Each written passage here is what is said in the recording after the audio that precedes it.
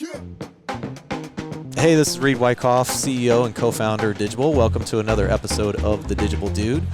Today I'm excited, and when I say today, actually my head is spinning because I think this is my fifth podcast here at NAA, but this one I was really looking forward to and glad that we were able to make it work with Lia from Spherexx. So I'm going to allow you to introduce yourself and both a little bit of background, but also your background and maybe how you got to Spherexx, your current role there. And then, we're going to jump into it because super excited to talk about brand strategy. And you were just saying some of the kind of gaps and blind spots in the way that we're thinking about all this new technology and product and how to go to market, and maybe losing sight of the importance and power of storytelling. But first, tell us a little bit, catch us up on your background and how did you get to Spherexx and what's this company all about? Yeah, I mean, I've been in the industry over 20 years. I started as a leasing associate for Lincoln Property Company, now Heard of them. Willowbridge. Yeah, Willowbridge, yep. I was a resident and just ended up kind of falling into the job, to be honest. My first day, I said, I don't think property management's for me, but I stuck with it, and here we are double digits later. I've worked on both the operator side, supplier side. Bulk of my career is on the supplier side. I spent 14 years at Internet Brands, which is Spherexx and Apartment Ratings. So I was there SVP of Education and Research. I'm a data nerd, but I'm a right brain data nerd. Numbers for me too. Yeah. I know exactly what you're saying. Okay. I'm a right brain data nerd. It's like I look at numbers and I don't quite know what they mean. Yeah. Like just by appearance. Just on the surface, Right. But over time, the numbers turn into words and they turn into sentences and they turn into stories. And so I think I've built my career being able to make data relatable. I'm an industry speaker. I speak at a lot of conferences, and I came over to Spherexx last August. So that was a big transition. And what motivated me to kind of step out into a new role is realizing the lack of storytelling that's in our industry. We preach it when it comes to how to market your communities or how to get someone wanting to live at your community, you know. But on the supplier side, there's a bit of a gap there, to be honest. A bit of a gap. Yeah. I'm trying to be nice. No, I appreciate that. I mean, we're in that group, so and I don't think we're always as effective as we can be at telling stories. So share just quickly a little bit more context on Spherexx itself, the company, and maybe the mission, the goal, the vision, et cetera. Those kinds of things are just helpful. And then, we'll definitely jump into this gap, this small, tiny gap. The small gap. Yeah.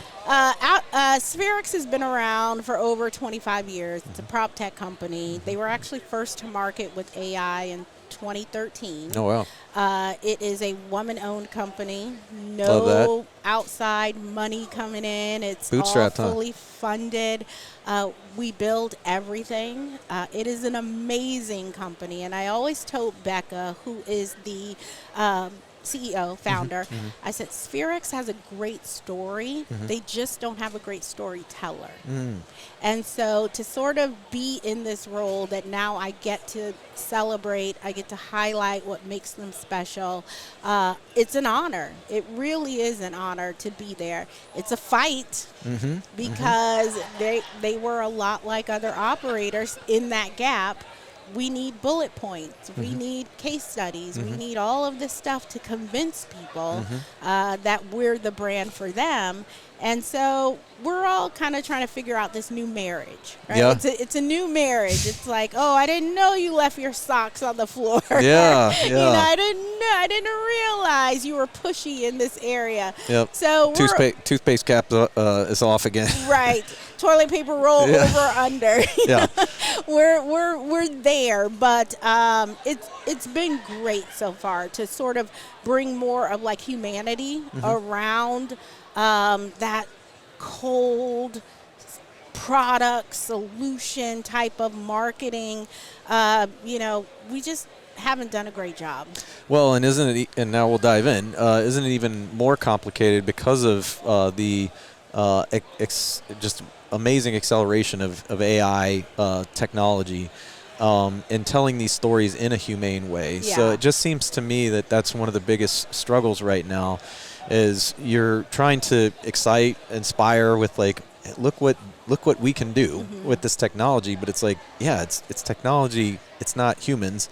And so how do you close that gap? How do you build trust when, frankly, there's a lot of distrust and anxiety and questions about AI in a humane way? Like, it seems like a huge need. So congratulations stepping into to a role that you're going to be taking this on. But yeah, what are your thoughts there just around building trust with AI solutions? Yeah, I mean, that's what we do, right? AI is in our DNA. And so when I got to Spherexx, I spent the first 90 days just learning, just what's working, what's not working, where can we kind of figure out how to navigate the sea of sameness that's out there. Love that expression. Yeah. And so when I approached Becca in December, I said, here's our strategy for this year. It is going to be from code to community, the humans behind the intelligence. And so it is really celebrating that the balance that's needed. You know, you need to have technology. It's where we are right now. We've jumped the shark. It is what it is, you know. But how do you, to your point, humanize it? How do you make sure that people understand that this is a partnership we have now entered into when it comes to technology? It's not a, you know, quid pro quo kind of thing, you know. It's more of a really, truly partnership. And so that's been our strategy for this year. That's our guiding light right now, is that we're telling a story of balance. And we're telling a story of you need both. Think about a bookshelf, and you have two bookends. If you only had one, the books are going to fall off. Yeah. You got to have them both. Yeah. Right? They both need to work together to do the work. Well, let's go a little farther with that, unpack that a little bit more. So what I'm starting to see more of is actually what you're describing, and it's not a bad thing, but it's not clear to me. And I'll say this in full vulnerability, like for Digible, we're trying to figure this out ourselves, because we see it the same way you do, meaning that we're very much trying to strike the right balance. Yeah. We know in order for us to stay competitive and win in this industry, we have to adopt and pick our spots smartly with AI. But we've always won with our people and our relationships, and so we know we're going to continue to win there as well. So again, there's your balance. But when somebody asks me, and I'm just going to speak, you know, from first-person point of view here, personal experience, how's Digible approaching AI? I will very quickly say, well, more evidence-based. There's going to be more kind of QA, human assurance. Like, we want to do this responsibly. And I'll get folks, just like you did, nodding their head, smiling, being like, thank you. They don't actually stop me, though, and say, what do you mean by that? Right. And so I find myself, and I want to be careful here, of like making promises I don't know if I can back up, where it's like, and this is, I'm morphing, evolving a little bit from what you were just talking through as far as that marriage. And more like when we say responsible AI or human insured or balanced, how do I articulate that? So when you're helping brands and suppliers like better express their story and this marriage and this balance, talk to me about the human side of that, because I agree with a partnership, but I think that's where it's hard right now. It's kind of tripping up a little bit on like, here's what I mean by more responsible, more human still involved, and maybe it's easier than I'm thinking about it, but I'm trying to, the AI part's almost easy. Right. It's like everybody's doing this, we're doing some cool things here, but how do I weave in the people part of this in a way that lands, is simple, understands, and really backs up kind of this idea of like balance? Yeah, I think for you, for your brand, you guys are already doing a great job with that, because you're willing to entertain conversations, right? Through this forum right here. You're celebrating humans behind the intelligence, right? You are willing to say, hey, tell me your opinion. What's going on? What are you guys doing? Love to learn from you. You're not looking at this like Digible is the end-all, be-all. I think for a lot of people, too, it's time to redefine what a win looks like for you. I've had to have the conversation with my boss that a win is not necessarily how many leads we generate. A win's not necessarily did we get a return on investment, you know, for that trade show or whatnot. You might not see the win today. You might see the win 2 years from now. And so again, thinking about this in a strategic way, this is an opportunity for a lot of suppliers and operators to redefine their purpose, their goals, and what a win truly looks like. One of the things that I had to make sure that my boss, my company, was good with is that not every customer is our customer. And so we don't need to be everything to everyone. And I love the fact that Becca told me, she's the one who told me, we don't need to have all of the NMHC top 50. Yeah. Right? So like that might even break us. There's more than enough for everybody to eat. Yeah. We might not even be able to handle that, you know, all the requests and customizations and all that kind of stuff. And so she's like, that's not what I'm asking you to do, you know? And so I think for the longest time, the goals have looked more like success, like, if we don't do these things, we're not successful, we're not here. It's time to redefine that. Yeah. Well, then maybe you'll appreciate this. And I'm just going to be like being a public learner, and a lot of times it's just owning up or sharing some of my mistakes. But not long ago, meaning even 6 months ago, as I was starting to see more of what was possible instead of just hear about it or, I guess watch videos, consume podcasts, it was hard, frankly, because I do consider myself a right brain analyst, but but certainly visionary, more kind of future, love to think ahead. And based on what I was seeing, I was tempted as a CEO to say, this is our future. Our future is an AI forward first, and kind of draw a line in the sand with the company. And I don't know if it was a week later. Fortunately, it wasn't 6 months later. But I caught myself because I was already thinking, like, now here's what success criteria looks like. And a lot of it is just in our identity. Our identity is going to be AI first, AI forward. And obviously, that, first of all, would not have landed at all with my they've been like, what? But more importantly, what caught me or stopped me is I was like, AI is still an instrument. It is not an identity. It is not a galvanizing or even, to me, really a vision. It's still an instrument. And what's most important to me is that for our value stack, which is we bring, great account management, vertical, like we know this industry inside and out. We're really good at driving leads, and we have differentiated technology. It's those three things that I want to exponentially improve over the next few years. Yeah. And to what degree AI drives that isn't really important. It could be that it is a huge part of what drives that forward, or it could be that it's somewhere in the middle, or it's actually not anywhere near as much as I imagine. It's still most important that I think about the customer, the value we bring to them, and how do I keep improving that instead of getting swept up on the AI like, visionaries and trains. It's like, oh, this is what it's all about. So but I also like, in some cases, I think you need to rethink, reimagine, unlearn kind of your vision and, your roadmap and your success. But I also would encourage, in coming from personal experience, sometimes maybe it's not so much about changing it. It's just, thinking way more about AI as an instrument. It's not a vision. Yeah.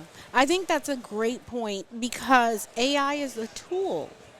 And as you said, it's not an identity. No. There was a really great study done by the Journal of Hospitality Management. They looked at consumer behavior, and they realized or found that when there's an AI label on a product or a service, trust drops. Consumer trust drops.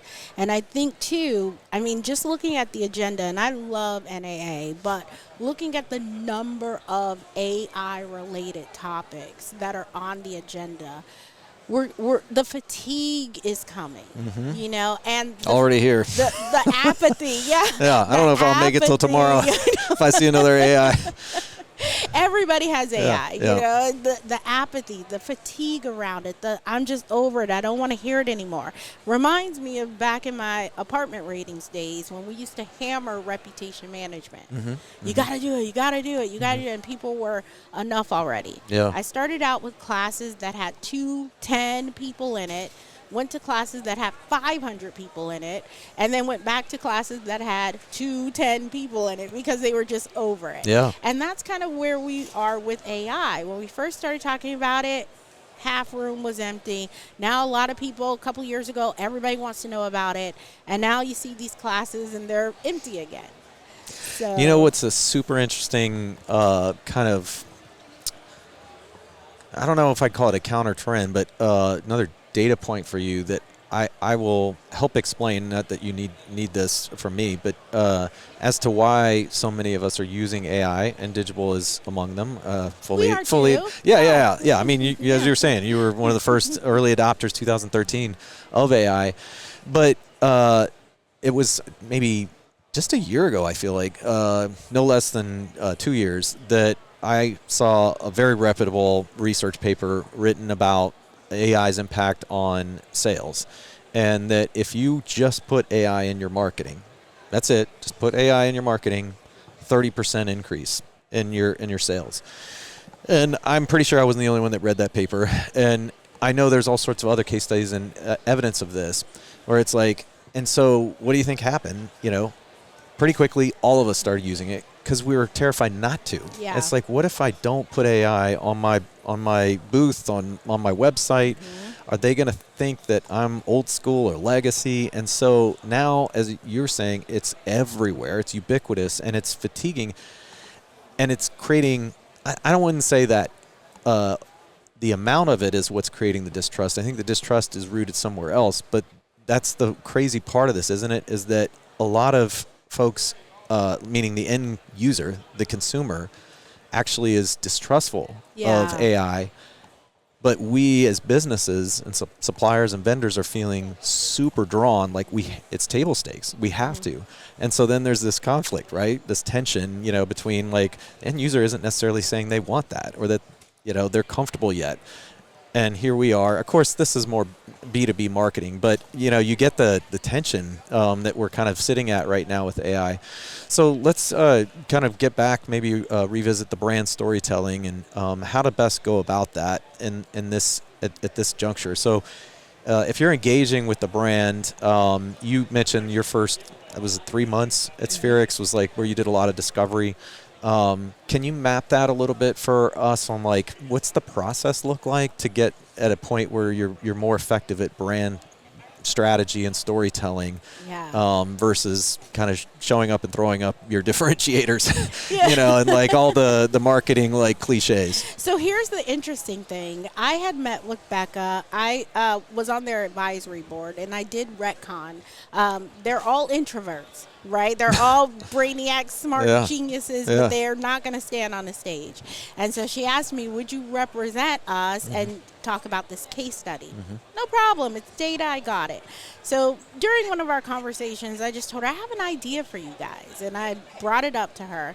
So when she brought me on, she's like, I want you to run with that idea. So I'm like, okay, great. It's a marketing campaign. It's slick. It's got social media. We're good to go. And during those 90 days, as I was doing my research and I'm looking at competitive analysis, I'm looking at, just sort of what's in the marketplace. I just try to grab as much information as I can that's relatable and also information that would tell me this is maybe not the best direction to go. So the idea that I had before I came to Spherexx, I went back to Becca and I'm like, so we're going to have to scrap that. It doesn't really work. Now that I know what the company's all about, what you all do, because as a consumer, as someone on the outside, you have a certain idea or brand perception, but then when you're in it and you really do your research and you really look at your competitors and you really talk to your customers, that story changes. And so in terms of what did it look like in that 90 days, I walked in with a it's even on my job description. Here's what we want you to do. But then after just looking at what was going on and understanding what was going on, I just told her we can't do that. It's not going to work. Now that we're in this process, because we talk about strategy.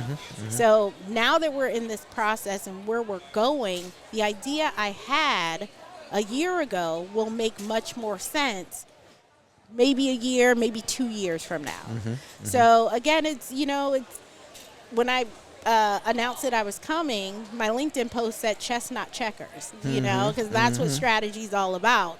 And so I can't go for the easy win. I can't go for the immediate return. It's not instant gratification. It's like I have to be very strategic and plan this out. And hopefully the return will be double or triple than if I had just gone with the easy stuff. Yeah. Well, don't let me, I'm going to ask for you to help remind me of Demand Side Sales, this book, because I really want to connect it or ask you about this. But let me just, since you mentioned the kind of longer term bets, maybe, try to be a little bit more patient in the way that you're thinking about your strategy versus the immediate gratification. That is not easy, and I'll speak for us with a lot of our clients that are fee managers. Yeah. So it's like they're dealing with properties that they know are going to be sold within 2-3 year horizons.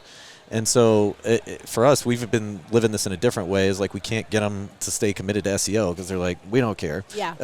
I'm like, but it's a good long term. It's like, but we're not going to have the property in 2 to 3 years. So I just see obvious, connection here.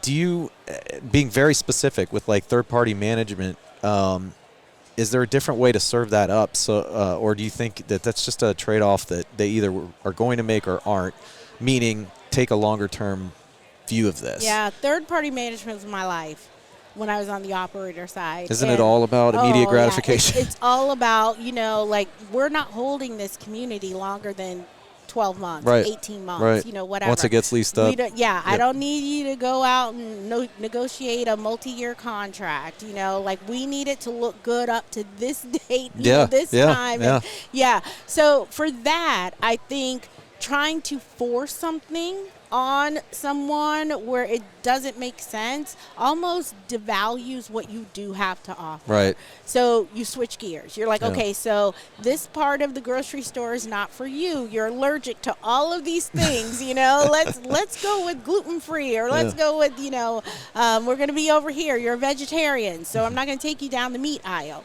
So I think when you have fee managed, but it also comes with those upfront discussions. Like, what do you want 6 months in to look like? What do you expect 6 months in to look like? And here's what we can do. Or just flat out telling them, this is what we expect to see at 6 months. Okay, you want to forego SEO, expect your traffic maybe is not going to, with or without. Yeah. We do that all the time with our customers. We show them what your, return would look like if you used our product that didn't have AI attached to it and versus the one that does have AI attached to it. Yep. And, you decide. But I had a lot of owners, it was churn and burn. That was it, Yeah. They bring them in, slap some paint, plant some trees. Go sell that sucker. Yeah. I want my money. Get that delinquency to look better. And, Yeah, get those optics where they need to be. I think I'll bring in, demand side sales. So I'll binge for like 6 months and read, a bunch of books, and then I try to take a break, and then I'll do it again. I'll just say my team knows that about me, and I'll say I met my match. Our SVP of product, just devours this kind of stuff, and he's like, hey, I think I got one for you. Okay. Like, I don't know where you are on your queue, but I got a book for you.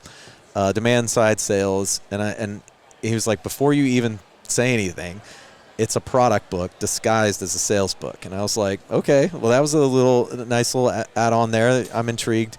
And he was like, there's a key kind of lesson here or piece of advice that I'm curious, and I'm not going to tell you what it is, but I just want you to read it. Come back to me and tell me how you're thinking about this, how this might change Digible's go-to-market. I was like, wow, that's pretty good incentive for me. So I got into it, and it's in the first third of the book, and probably is like could have been in the first, it doesn't matter, the first 10%. But it's around differentiators versus like when you're marketing, and I'm going to give you the specific example. I'm going to see if you can kind of turn this into multifamily or, how you would think about this. The theory that we spend way too much time, and I'm going to park brand storytelling, right. if you don't mind. on differentiators, and where we'll go to market and we'll say, we know there's either no company or maybe just one or two that do this, and so naturally that's what we want to make sure we express. Whenever anybody interacts with our brand, they need to know it's these 2 or 3 things. That way they'll always be able to take away our differentiators. And the gigantic miss in that is, like, you don't even know if those differentiators actually matter. I mean, you'd like to assume that you did your homework, and it's like, but you were so focused on just having differentiators because it's a crowded space, just about every vertical, that became kind of your driving, like, force behind your marketing.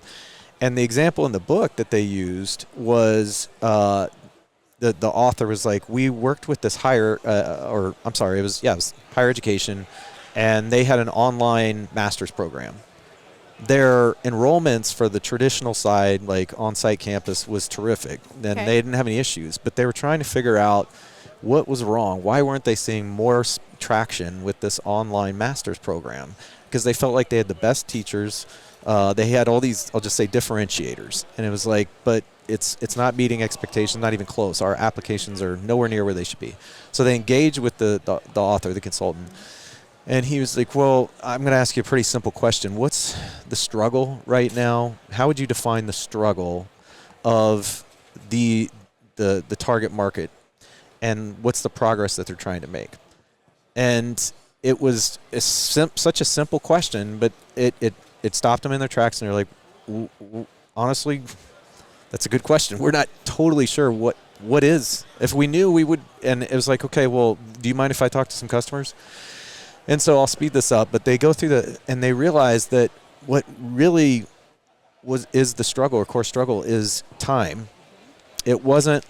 They weren't motivated by, the cost of the tuition. They weren't motivated by, overly motivated by the backgrounds of the professors. It's not that none of it mattered, but the real struggle for folks that are trying to get their online masters is, I have kids, I have a job, I have whatever, I have a life, and I don't know how I'm going to afford to budget time, not money. And so as they recognized this, they changed all the marketing on the website, hero image, like it was about that struggle. And they went from, and I think the case study was like, we changed an ad in the local community paper, which sounds funny, going, print, and we did it online, and we just said, now you do have time, or something to that effect. Skyrocketed applications. And I'm bringing this into this whole discussion around differentiators and what you see here today. And then when you talk about brand storytelling and strategy, where or how do we better fit in identifying and communicating or marketing the struggle and the progress that they're trying to make? Because I still see that piece missing. And for Digible, it's like, I don't think we're doing a great job with this. Are we really clear on what that struggle is? Because on the brand storytelling, you might get really good at that, and I think there's tons of value in it. So, but you're still talking about your brand. Yeah. I'm not talking about the struggle. So I just really latched onto it. I think it's really interesting, and I'm just curious. I know that was kind of a long setup, but how does that land for you? Yeah, I love that, and I need to get that book, like ASAP. That's great. Yeah, seriously, I need to get that book, because while you were talking, I thought of 2 different things. I thought of identity economics and social exchange theory. And so the way that these 2 things work, they're very separate, but they're very similar in type, like the bookend analogy that I gave you. So identity economics is really about, like, instead of trying to market a thing, right, you want to create where people can see themselves. So how, what's the struggle? Yeah. What's the struggle? How can we be better at that? You got to talk to your customer. You have to if you're not operating with zero-party data, you're flying blind, because you're grabbing data that's not necessarily speaking your language. Exactly. It's speaking a language, right? It's speaking a tech language, or it's speaking a customer language, but it's not speaking your language. So you got to have that. With social exchange theory, it's all about the what's in it for me. Right? I give you money. What are you giving me in return? What do I get back? Where's that fairness? What's happening? What's going on? So how that fits in terms of brand strategy. I don't know if anybody's been in our booth, but there's a lot of stuff we could talk about. We have 20 different products. A lot of stuff. It's a lot of SKUs. Yeah. I mean, it's a lot. Yeah. It's a lot. And we could have a bunch of bullet points. We could have all this stuff. Our booth has 3 words on it, aside from our logo. Mm-hmm. It's solutions, not products. Mm-hmm. Because we're not here to give you another tool, another login, another whatever. We're here to solve the problems that you have. Mm-hmm. And so with that, people are able to identify with that. With that, there's an exchange here, right? You're not just going to sign up for our service and you're not going to get better or your life's not going to get easier. We have this thing where we tell people, go live your life. Our tech will handle the rest. Why are you working more than 40 hours a week? You know, why are your people, stressed out? Why are they, sitting in the parking lot on a Monday morning because they don't want to come in and look at that email, and see what that inbox looks like?